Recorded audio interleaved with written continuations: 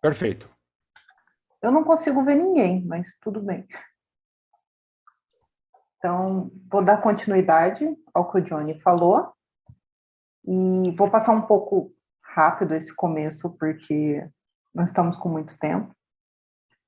Então, o que nós vimos é a importância da modelagem matemática, né, para ler o mundo, para construir conhecimento, com os exemplos que o Johnny passou, e vamos usar esses exemplos para a COVID.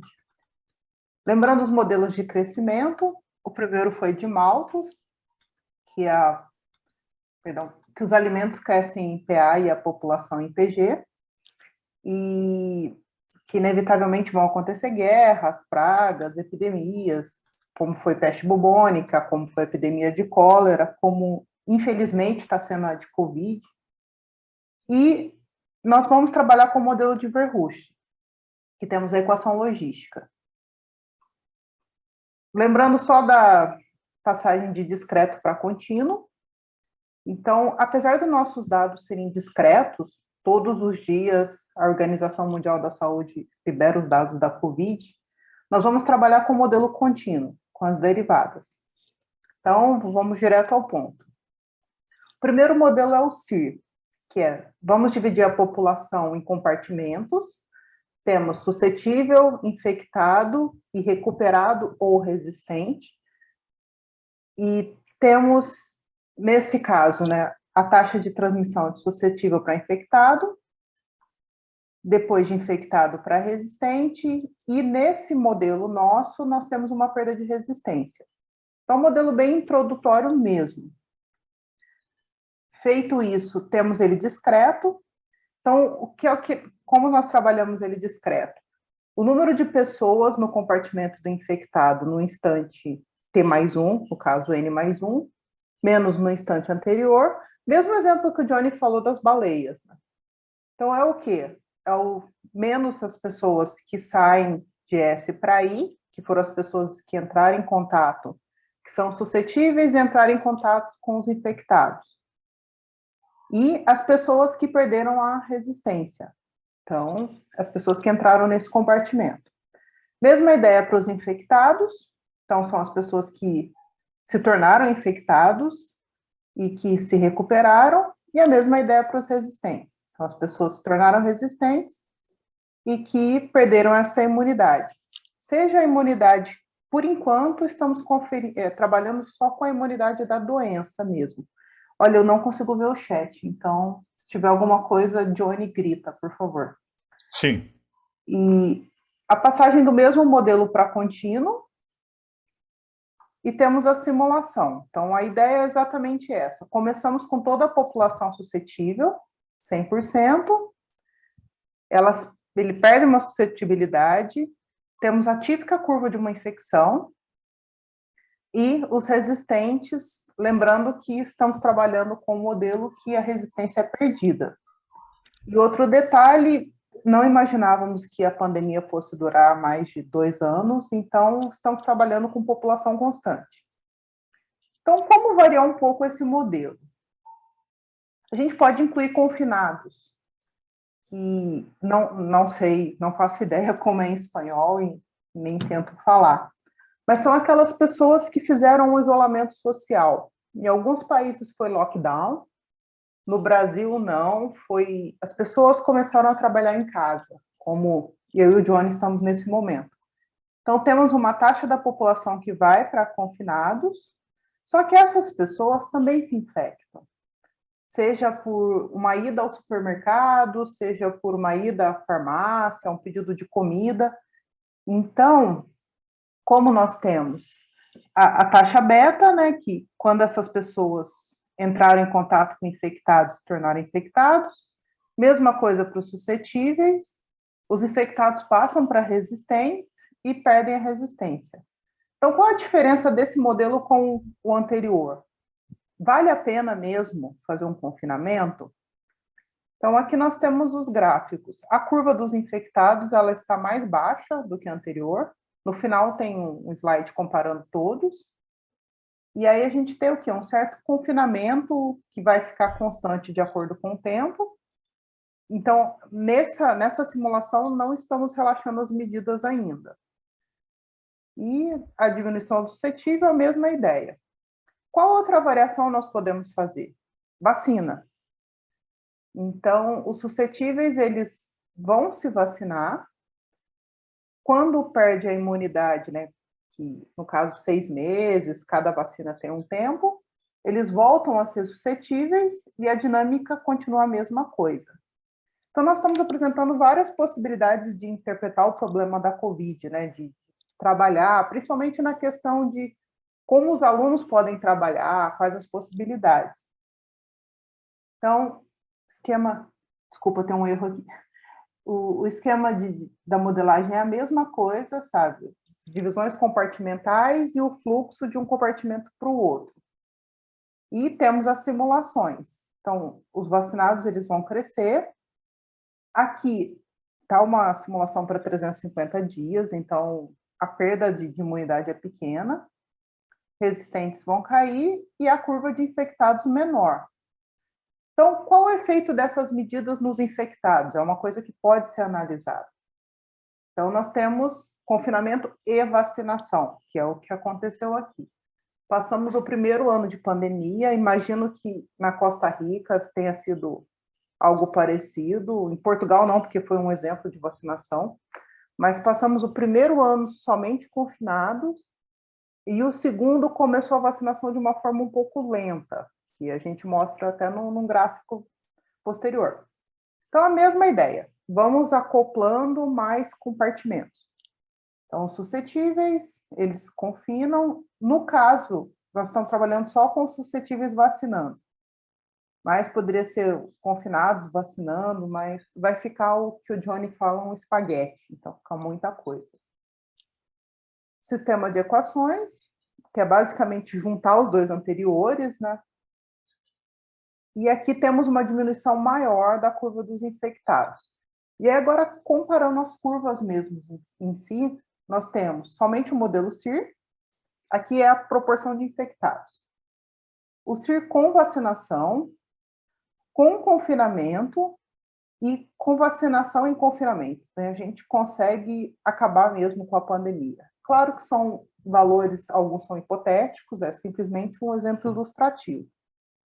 Então, trabalhando a Covid em si, segundo os dados de ontem, nós temos essa quantidade absurda de casos, quase 6 milhões de mortes, e temos um crescimento aqui bem acentuado relacionado à Ômicron.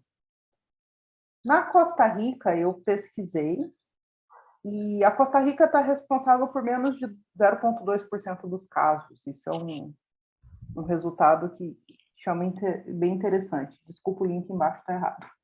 Mas os dados vieram do Worldometers. Porém, no Brasil, nós somos responsáveis por 6,6% dos casos e a gente tem menos de 3% da população. Então, algo deu muito errado. Então, por isso vale a pena, além de sermos brasileiros, vale a pena estudar o caso do Brasil. Então, o primeiro caso vai completar 2 anos logo. Temos 28 milhões e 645 mil mortos. Então, uma quantidade bem expressiva, considerando o tamanho do país, considerando tudo. E aí nós criamos o primeiro modelo. Eu não posso continuar até que horas? Meio-dia, né? Então, beleza. Então, o primeiro modelo é uma pequena variação do CIR, que eu apresentei como ilustrativo, porém nós incluímos os mortos. Por quê? Isso foi uma estratégia que, no começo da pandemia, o número de testes no Brasil era muito baixo. Então, teve uma subnotificação imensa, imagino que em outros países também, mas nós incluímos os mortos para calibrar o modelo, porque a pessoa morria por suspeita, testava, tinha uma subnotificação, porém menor, mas eram dados, digamos, mais confiáveis para calibrar o modelo. Então, é uma proposta de modelo que pode ser feita. Então, mesma coisa, já vou colocar direto as diferenciais. E conseguimos simular a primeira onda, pelo menos o crescimento dela nós conseguimos. Em preto são os dados ativos e em vermelho a simulação usando o CIR. Desde o começo nós prevíamos uma segunda onda, mas ela era dada devido à perda de imunidade. Até então não seria novas variantes, por enquanto somente perda de imunidade. Como aprimorar esse modelo? Então, devido à subnotificação, nós resolvemos trabalhar com expostos. Quem que são esses expostos? Eles são pessoas que tiveram contato com o vírus e aí eles demoram um tempo para manifestar. Porque infectados, nós trabalhamos com as pessoas que testaram positivo, pessoas que foram em algum centro de saúde. No Brasil não tem autoteste, infelizmente, e há 2 anos, muito menos. Então, é a pessoa que testou e que os dados contam nos bancos de dados do Ministério da Saúde. Então, como que a gente trabalhou um pouco? Aliás, perdão, os expostos são para trabalhar com o delay da doença, perdão. Então, a pessoa pegou, trabalhando com a variante original, não com a Ômicron. Ela demora, em média, 5 dias para manifestar sintoma. E aí, nesse meio tempo, ela possui o vírus. E ela pode ou não manifestar. Então, como nós fizemos? Sistema de equações, eu não vou entrar em detalhe. E a simulação, a curva deu uma diferença ali. Então, não ficou tão bom nesse sentido. E aí, o que nós fizemos? Então, vamos trabalhar com retardo. Então, criamos um modelo incluindo retardo, e aqui, nesse caso, esses modelos foram construídos durante a pandemia. Então, eles foram evoluindo de acordo com a pandemia foi evoluindo. Então, nesse caso, já tinham medidas de confinamento no Brasil. Então, já tinha sido decretado o fechamento das universidades, das escolas, as pessoas já estavam trabalhando em casa. Então, vamos incluir os confinados. Além disso, nós incluímos os assintomáticos. Ok, quem são eles, né? Porque se a gente pega os infectados mesmo que testaram, era aquela coisa, uma família de 5 pessoas, um teve sintoma, ele foi testado, os outros 4 não. Será que esses outros 4 não tinham o vírus? Então, nós incluímos essas pessoas como assintomáticas e colocamos um delay, que é o tempo que essas pessoas demoram para transmitir. Então, esse delay está representado aqui, por tal. A gente colocou, em média, 5,2 dias. A mesma coisa do modelo ilustrativo. Os confinados também podem se infectar, também podem transmitir, porque é aquela coisa, eu estou em casa, mas eu fui a um supermercado, contraí o vírus, volto e infecto as pessoas da minha casa. E aí tivemos uma curva que representa bem mais. Embora ainda um pouco de diferença e representando também a segunda onda. Ok, vamos fazer outra ideia.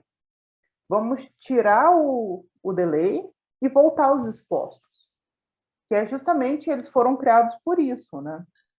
Então, as pessoas suscetíveis, elas podem contrair o vírus e ficarem expostas, os confinados também, e aqui nós estamos trabalhando com as pessoas saindo do confinamento, porque em meados de junho, julho, começou a ter uma flexibilização no Brasil, então as pessoas começaram a sair um pouco. Então, mesma ideia de modelo compartimental, o fluxo de um compartimento para o outro, e já tivemos um resultado bem mais próximo. Porém, uma subnotificação registrada aqui, né? Então, temos um número de casos muito maior do que foi realmente registrado. E aí, vamos misturar tudo. Então, nós criamos um modelo com todos esses compartimentos. Então, lembrando que não precisa do delay, porque nós temos os expostos, e as pessoas com confinamento, tudo que a gente foi vendo até agora, nós juntamos. Então, temos esse belo sistema de equações e uma curva que ajusta bem mais. Essa quebra aqui foi por medidas sociais mesmo, questões de medidas políticas.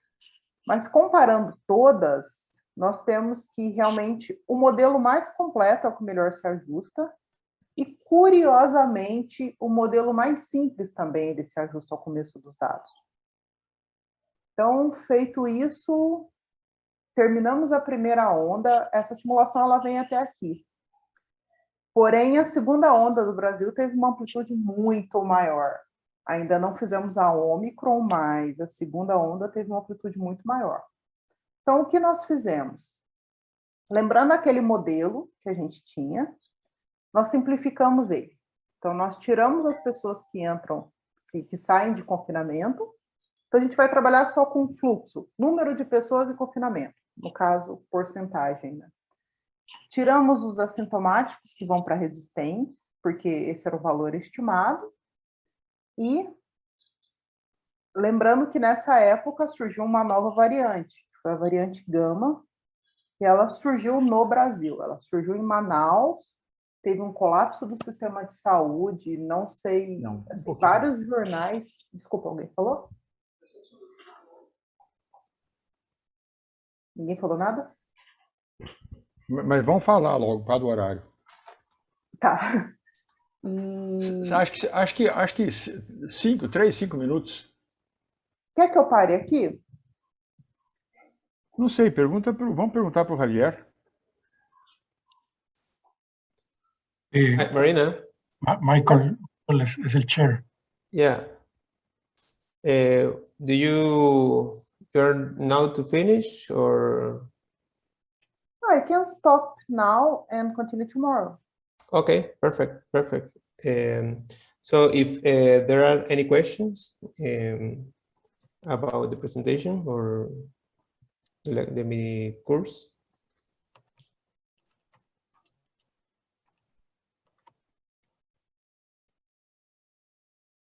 Okay.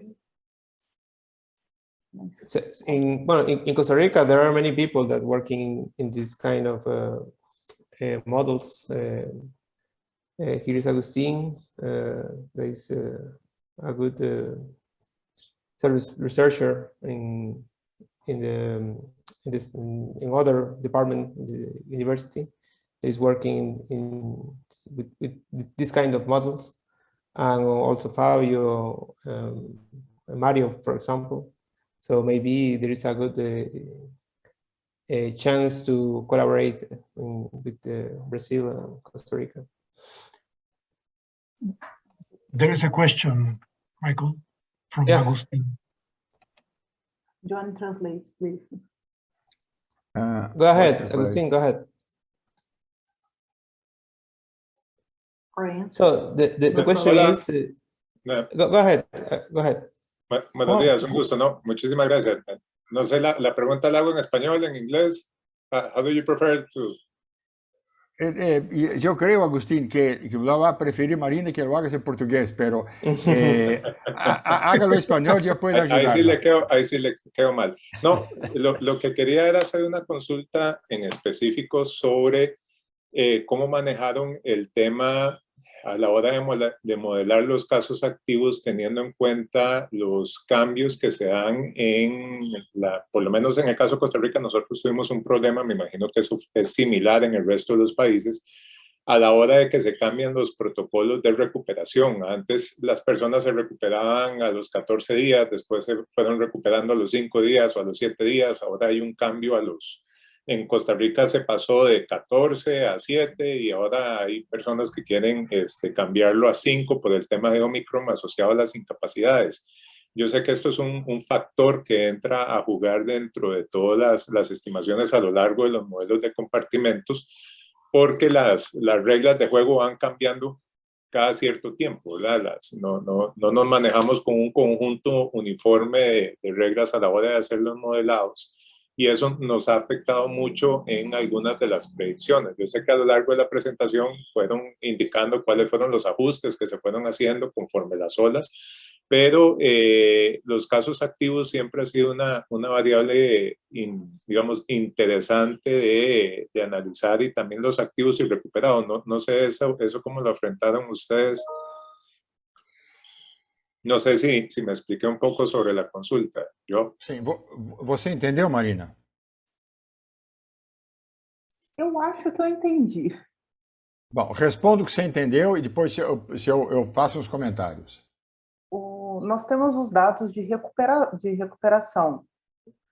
Então, nós fomos trabalhando com eles ao longo do tempo, que a gente tinha a porcentagem da população que se recuperava. Então, assim que a gente conseguia ver quantas pessoas estavam ativos. E pela taxa de mortos também, né? Não foi isso que ele perguntou. Acontece então não entendi. que o protocolo mudou. Sim. Então, o parâmetro da volta de recuperado para suscetível passou de 14 dias para 7 dias e depois para 5 dias por causa do Ômicron. Então, é de infectado para recuperado, certo? Sim, não. O que ele falou é de recuperado para suscetível de novo. O Agustín falou de infectado para recuperado ou de recuperado para suscetível? De recuperados para susceptibles y porque toda esa parte se afecta. Digamos, a la hora de hacer los modelos siempre se afectan esos componentes a la hora de cambiar los protocolos. Sim. Bom, nós começamos a trabalhar com parâmetros variáveis, Dona Agustín. Mas essa nossa variação, alguns resultados que a Marina apresentou, acho que ela não apresentou, mas ela tem já produzido alguns trabalhos com uma variação de estos parámetros. Y lo estamos haciendo, lo hicimos en la contaminación. Así que para la alfa, la beta, la gamma, la delta y Omicron tenemos valores distintos que cambian, pero cambian de manera fija. Y todavía no habíamos pensado en hacer eso en el protocolo del gobierno de pasaje de recuperado para otra vez susceptible. No habíamos pensado en hacer eso. Yo creo que tenemos que hacerlo también para vacunados, ¿no? Pero es una idea muy buena. ¿No, Marina? Es una idea muy buena. Sí. Okay. Es que, bueno, no quiero extender un poco más esto para no atrasar la agenda, pero hay todo un tema asociado a que a nivel de probabilidades con Omicron todos volvimos a jugar, digamos, todos independiente de la vacunación y demás, todos tenemos una probabilidad nueva y también está asociado el tema de que tal vez la probabilidad se ve reducida en la parte de hospitalización. Más que todo, nosotros, bueno, mañana voy a tratar de explicar qué fue lo que hicimos en el caso de Costa Rica, tomando en cuenta hospitalizaciones, tanto a nivel general como en unidades de cuidados intensivos, pero el principal problema que tuvimos era que los modelos, por las variaciones que se daban, se sobresaturaban los parámetros, entonces se indefinían. Entonces ahí hay todo un tema de optimización y de escala porque los ajustes en algunos momentos del tiempo en el país se fueron dando tan rápido que no daba tiempo para que el modelo se pudiera, digamos, acoplar y nosotros estábamos haciendo estimaciones casi que en tiempo real para poder predecir la pandemia. O sea, que entraba un día, predecíamos y eso afecta mucho la estabilidad, pero era más que toda esa consulta. Muchísimas gracias. Don Agustín, sí, acá en Brasil está Eduardo Massad. No sé si él va a participar del CIMAC, pero él trabajó con hospitalizados en 3 compartimientos. Uno del compartimiento del cuarto común, uno de unidad intensiva y otro del profesional de salud. Y le puso parámetros distintos, pero lo que tú estás diciendo, uno puede decir tú, yo no conozco a Agustín. ¿Se puede decir tú? Sí, bueno, también, claro. Sí, bueno, también yo soy viejo, así que puedo. Y aún estos parámetros cambian. Estos parámetros también cambian. Y hay casos que caen fuera de lo que logremos hacer. En el principio utilizábamos herramientas de optimización no lineal para sacar los parámetros, pero tenemos que, como tú dijiste, como tú dijiste, el cambio es muy rápido, es casi diario. Ok. Perfecto, perfecto. Muchas gracias. Pero es una buena idea, don Agustín, una buena idea. No, perfecto. Muchas gracias, Joao y Marina.